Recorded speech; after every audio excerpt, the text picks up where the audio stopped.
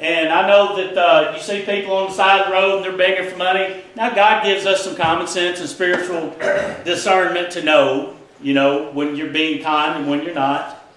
And the thing about it is, people say, well, I'm just not going to give my money to that person. I'm not going to help them. They're going out and they're buying alcohol and this, that, and the other. Only one person knows the heart and the mind of the person, and that's God. So if they are conning you and ripping you off, that's on them.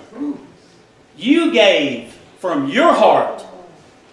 But He does give a spiritual discernment. You ever see them standing out there with a sign saying they need money and they need food, and they're wearing nicer clothes than you are and driving a nicer vehicle than you are, and to watch them get on their cell phones and take off in that nice fancy car? That's somebody that's out conning people. But you have that spiritual discernment, but don't you ever let that take that away from you to have compassion and love.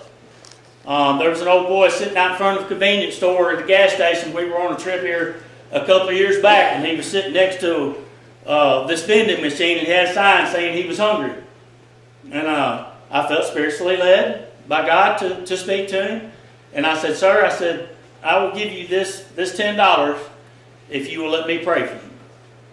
So right then and there, and it was awesome. This woman in the parking lot saw me doing it, and she hollered, praise Jesus.